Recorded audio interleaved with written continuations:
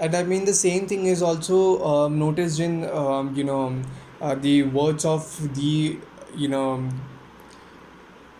Greek patriarch in Constantinople, and, the Greek Orthodox Church in general in Greece. See, when it comes to politics, and there is also an argument with regard to peaceful religions, peaceful minority religions. I have also heard these claims, like, for example, some religions here and there, they are peaceful religions, they are good religions, they don't, uh, you know, let's say, evangelize others, or they allow conversion from their religion to another religion. You have all freedom to do that. They are not militant, they are not, terrorists, and so on and so forth. People are not being made a terrorist from their religion, from their terrorists are not recruited from their religion, and so on and so forth. And I say that, okay, it could be there is a lot of fact in that, because the militant activity of a religion comes from two things. First, it could come directly from religion, and in my opinion, there is a lot of veracity in proving that, at least in the hadith of Islam, there is a lot of course, one could argue that, that's not a good interpretation, or that it's not a correct interpretation. But definitely, if you go at least for a literal interpretation, there is a lot of encouragement for a war, for a militant activity, for a terrorist activity, of what we today call a terrorist activity. And definitely there are Sharia laws which, do not allow a religious conversion, religious freedom for that matter. Secondly, if you look at and that's the first thing, why how religion could become militant, which is the religious nature itself, or the religious text itself is militant. There is also another reason why religion could become militant, and these are the religions which usually are not militant, but you see militant activities in those religions. And perhaps these religions include, let's say, for example, you could say Hinduism, you could say Christianity a bit, because if you look at the text of Christianity, uh, it's more likely that, it's especially the New Testament, etc. There is a very less encouragement, hardly any encouragement for wars and for crusades or whatever it is. So yeah, I mean, that's the thing. And then it would depend upon historical practice, how people would have interpreted it. That is also there. There are various other religions, Jainism, for example, which Jainism, for example, and few other religions, Buddhism, for example.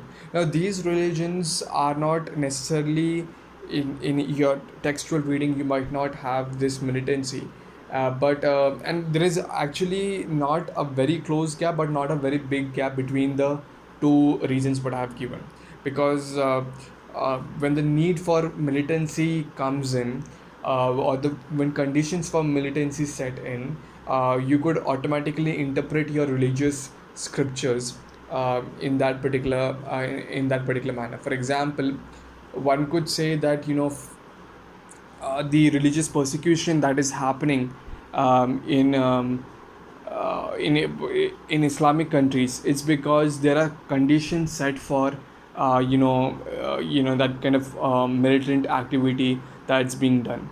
On the other hand, with regard to Catholic Church in Europe or elsewhere, those conditions are actually not set, and therefore, you cannot have those kinds of militant activities. Similarly, those who say that, there are Hinduism is becoming more and more fundamentalist, and there is more clash between Hindus and Muslims, or Buddhists and Muslims in case of Rohingyas. That's because there is, and conditions are setting up for becoming a militant religion.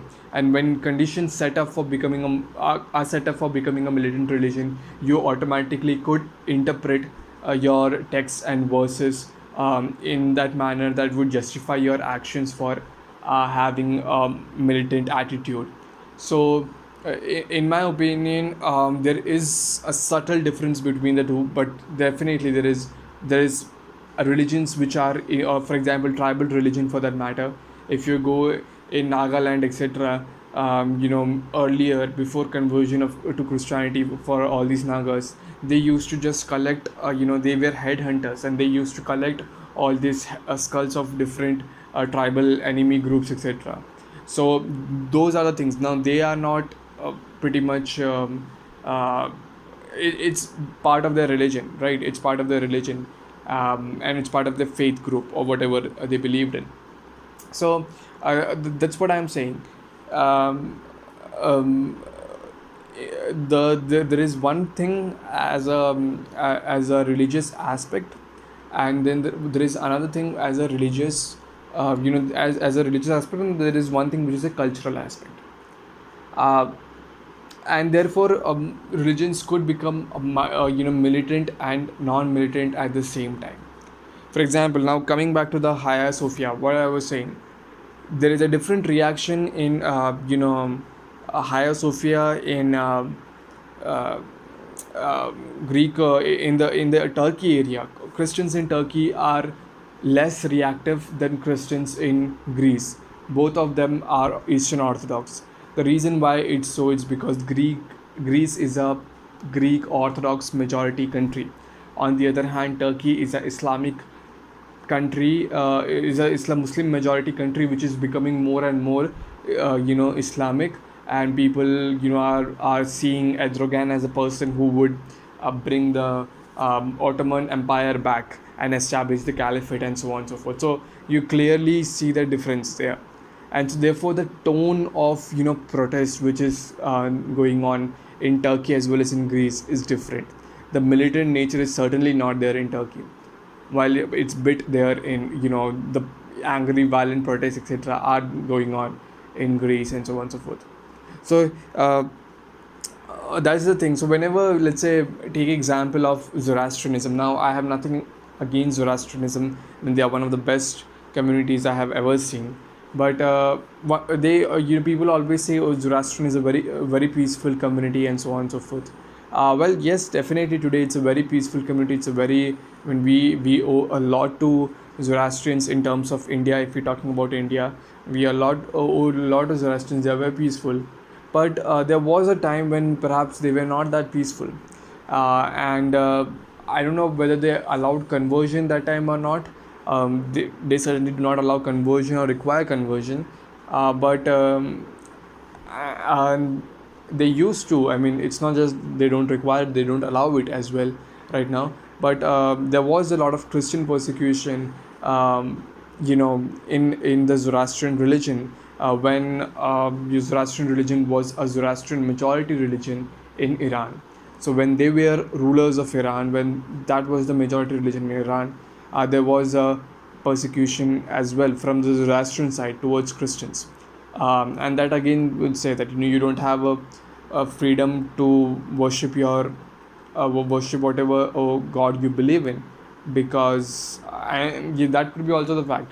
Though I may not convert, you cannot convert to my religion, but I can certainly stop people from converting to your religion, which again is a violation of religious freedom. So in my opinion, this is a thing. You don't judge religions just, or you perhaps cannot judge in that manner that religions or these particular religions are peaceful or violent, because you have to look at place, change in place and change in time. In case of Zoroastrianism, it was change in time, and of course change in place, but mostly change in time, because once they were conquered, once they were not conquered, they were ruling. Now they are literally a minority. But so there is a change in time. On the other hand, there is a change of place. In case of Greek Orthodox and Turkey, Greece is a Orthodox majority country, and Turkey is an Orthodox minority country and Islamic majority country. So that is one thing that we have to look at when we compare. When we say that it's a peaceful religion, we have to look at what time we are saying and what demography we are looking at. Uh, Small religions would always be less militant, simply because of the fact that political power doesn't lie in hands of small religion, or yeah, I mean that's one thing. Then secondly, there is this attitude that secondly there is this attitude that you always have to please. You are living at the mercy of the majority religion. So you cannot definitely take any steps which might further your interest but hamper the other person's interest. And perhaps if the, let's say, the majority religion is a militant religion, as is the case of Turkey, then you have to perhaps give some have some compromises and so on and so forth. And for example, you have to give your cathedral, or you have to give something or the other, so as to make sure that you exist in that particular place. So again, that is there. So that's the thing. So that's a reason why I always say that Christendom was important. We have made a big loss when we lost Christendom. And sometimes I'm thinking that we should be more careful in living this society, which we are not right now, and therefore we are losing much of already present Christendom in different parts of the country.